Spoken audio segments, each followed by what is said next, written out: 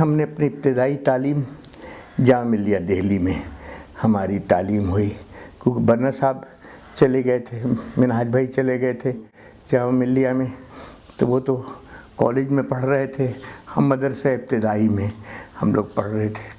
تو کم از کم مجھے یہ بڑا فخر ہے، ہم نے وہاں گاندھی جی کے ساتھ بھی ایسے بیٹھے ہیں برابر میں۔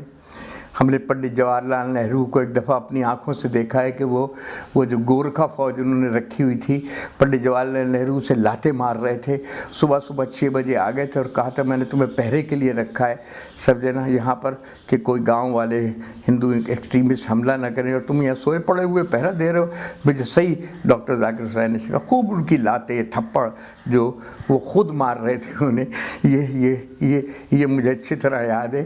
اقبال ہال تھا، یہ کیا تھا کہ بار پھر انہوں نے بیچ چوراہے پہ کھڑے ہو کر وہ جو چوراہا یعنی دو اس کی ابتدائی مدرسے اور ثانوی مدرسے کی طرح ایک بہت بڑا جہاں اس کا جامعہ ملیہ کا جھنڈا لگتا تھا یا بھارت کا جھنڈا لگتا تھا، وہاں کھڑے ہو کے خوب ان کی پریڈ کرائی ہے، پٹھو ٹھور کے۔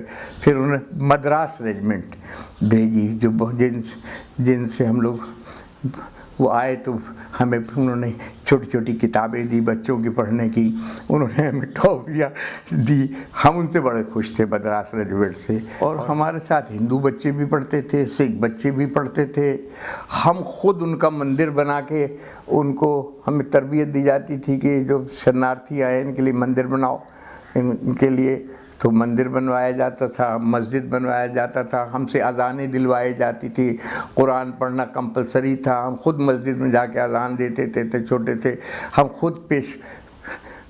جب بھٹو کے زمانے میں فتویٰ لگا تو میں نے ان لوگوں سے کہا تھا جنہوں نے کفر کے، ہم خود اپنی نمازیں پڑھا لیں گے، اگر تم سمجھتے ہو کہ تم نماز جنازہ نہیں پڑھاؤ گے، ہم کو عربی بھی آتی ہے، نماز جنازہ پڑھانا بھی آتی ہے، امامت بھی آتی ہے، ہم سب خود کر لیں گے، تم لگاؤ بڑے فتویٰ۔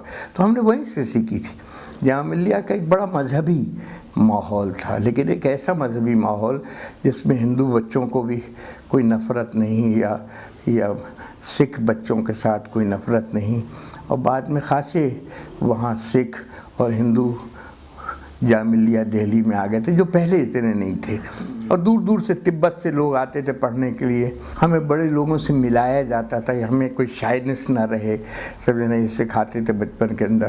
ہمارے دوست ہوتے تھے سیف الاسلام اور مجاہد الاسلام، ان کے جو والد تھے وہ سیکریٹری تھے ابوالکلام آزاد کے، تو ہم ان کے بارے میں بہت سنتے تھے کہ بڑے زبردست آدمی ہیں، بچپن میں ہم نے سنا، تو ہم نے ایک دفعہ ان سے کہا کیا تم ہمیں ابوالکلام آزاد سے ملاؤ، تو ہمارے ابوالکلام آزاد سے انہوں نے بتایا کہ وہ بیچارے ان کے والد ہمیں لے گئے کہ یہ بچہ آپ سے ملنا چاہتا ہے، تو ان سے ملا، تو ہم نے ان سب بڑے بڑے لیڈروں سے ملاقات کی۔ ڈاکٹر ذاکر حسین ہندوستان میں رچے بسے، سمجھے نا، ہندوستان کے پریزیڈنٹ بھی ہوئے، ان کا اثر و سلوک، ڈاکٹر مجیب کا اثر و سلوک، سب اس زمانے کے بڑے بڑے لوگ، تو یہ ڈاکٹر انصاری سمجھے نا اس کے بزرگوں میں ہوتے تھے۔ انہوں نے بڑی مشکل سے یہ ادارہ قائم کیا تھا، بھوکے رہ کر استاد ایک وقت کا کھانا کھاتے تھے، تنخواہ نہیں لیتے تھے، تو یہ ٹریڈیشنز اس ادارے کی تھی، تو ہم نے وہاں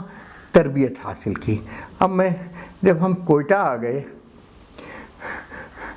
تو ہمارے یہاں پر کوئی 6ٹھی جماعت یا 7ویں جماعت میں ہمارا داخلہ ہوا، سمجھے نا، کسی نے ہمیں 6ٹھی جماعت میں داخل کرا دیا، یہ کیا ہوا۔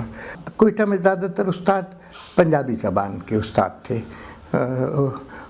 اور یہ کوئی اکا دکا اردو اسپیکنگ بھی استاد ہوا کرتے تھے، تو ہمارے جو پروفیسر ریاضی، ہم ریاضی میں ہمیشہ بڑے، آج بھی پیسوں کا حساب ہم سے سمجھ میں نہیں آتا ہے، ہم پیسے صحیح طور پہ گن نہیں سکتے، سمجھے نا، پیسوں کا ہم نہ خواب دیکھتے ہیں پیسوں کا، نہ پیسے ہمیں سمجھ میں آتے ہیں۔ ہم تو کسی ایسے سماج کا انتظار کرتے ہیں کہ جہاں ہمیں نوٹ لے کے نہ جانا پڑے بازار، ہماری ضرورت پوری ہو جائے کرے کہ وہ انسان اتنی ترقی کر جائے کہ بنیادی ضرورت ہماری ایسی۔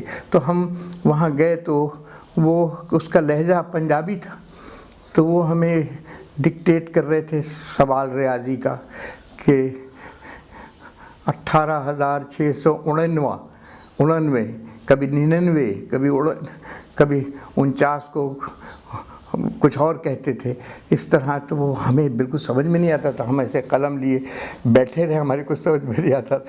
تو وہ آ کے کھڑا ہوگا، اس نے کہا جب میں تم سے ڈکٹیٹ کروں تم لکھ کیوں نہیں رہے ہو؟ تو میں نے کہا جی مجھے کیا سمجھ نہیں آتا آپ کیا کہہ رہے ہیں. اس نے پھر کہا کہ پتہ نہیں 18,399. تب 99 ہمیں سمجھ میں آتا کہ 99 کہہ رہا ہے، 89 کہہ رہا ہے، 99 کہہ رہا ہے، کیا کہہ رہا ہے. تو اس نے ہمیں بڑا مارا. اس نے کہا اچھا تم کو یہ سمجھ میں نہیں آتا. تو ریاضی پر ہماری پٹائی ہوئی اور ہم نے گھر جا کے کہا جی کہ ہم نہیں پڑھتے، اب ہم کبھی نہیں پڑھیں گے، یہ ہمیں مارتے ہیں سجرا. اور وہ پتہ نہیں جو زبان بولتے ہیں ہمیں سمجھ میں. ان کا لہجہ بیچاروں کا ایسا تھا. بعد میں ہم بڑے ہوئے تو ہمیں بڑی ہنسی اپنے اوپر بھی آتی تھی. اور ہمارے والد پھر وہاں جو سیکرٹری ایجوکیشن تھے، میں نام بھول گیا ان کا، ان کے پاس لے گئے کہ بھائی استاد کو بلا کے سمجھا. ایک اور آپ کو واقعہ بتاتا ہوں کہ انہوں نے ہم سے ایک دن پوچھا، ہم جامعہ ملیہ کے پڑھے ہوئے اور ہم میں جو تاریخ جنرلی جو وربل بچوں کو بتاتے تھے زیادہ تر تاریخ، اس میں اکبر اعظم کو مغلیہ سلطنت کا بہترین بادشاہ اور بہترین یعنی ہندوستان کو رکھوالا اور بہترین ریفارمز کرنے والا اور نورتن اس کے زمان میں تھے، اتنا بڑھا چڑھا کر اس کو پیش کرتے ہو. تھا بھی وہ بہت بڑا آدمی مغلیہ سلطنت کا. تو مغلیہ سلطنت کے زوال کے اسباب میں ہمیں پڑھایا جاتا تھا کہ اورنگزیب جو تھا وہ مذہبی طور پر انتہا پسند تھا اور اس میں ایک انتہا پسندی کے رجحانات تھے، اس لیے وہ زوال کا سبب مغلیہ سلطنت کے زوال، کیونکہ ہندوستان میں مختلف مذاہب، مختلف بولیوں، مختلف تہذیبوں، مختلف تمدنوں، مختلف نسلوں کے لوگ آباد ہیں. تو بابر نے بھی شاید یہ ہمایوں کو لکھا تھا کہ ذرا خیال کرنا کہ یہاں ہندوستان میں حکومت کرنا چاہتے ہو کہ یہاں کس قسم کے لوگ آباد ہیں، ان کے بارے کوئی ایسی بات نہیں کرنا کہ یہاں لوگ تم سے ناراض ہو جائیں. تو ہم کو دوسری مسئلہ یہ پیش آیا کہ انہوں نے ہم سے ایک دن، ہمارے تاریخ کے استاد نے ہم سے پوچھا کہ یہ بتاؤ کہ مغلیہ سلطنت کے زوال کے اسباب کیا ہے. تو ہم کھڑے، ہم نے ہاتھ کھڑا کر لیا، آگے ہی بیٹھے ہوئے تھے. تو اس نے کہا کہ ہاں بتاؤ. تو ہم نے بتایا کہ مغلیہ سلطنت کا زوال کیا، اورنگزیب نے یہ غلط کیا، اورنگزیب نے اپنے بھائی مروائے، اورنگزیب نے یہ کیا. ہماری تو بہت پٹائی ہوئی اس زمانے میں، کیننگ بھی ہوتی تھی، بڑی پٹائی بھی تھی کہ تم اورنگزیب کی شان میں گستاخی کرتے ہو. کچھ ہماری سمجھ میں نہیں. ہم نے پھر بغاوت کر دی پڑھنے سے.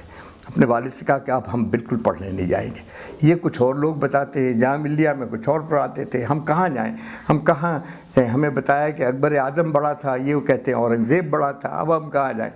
پھر جناب وہاں پر سیکرٹری ایجوکیشن تھے، ان کو کہا گیا، بابا جی ہمارے گئے کہ بھئی تو استاد کو بلا کے سمجھا دو، یہ بچہ نہیں سمجھتا، یہ بالکل بغاوت. وہ بیچارہ استاد آیا، پھر وہ بھی ہنسنے لگا کہ اس کو یہ تو پتہ تھا کہ ہندوستان میں بالکل مختلف بتاتے ہیں یہاں.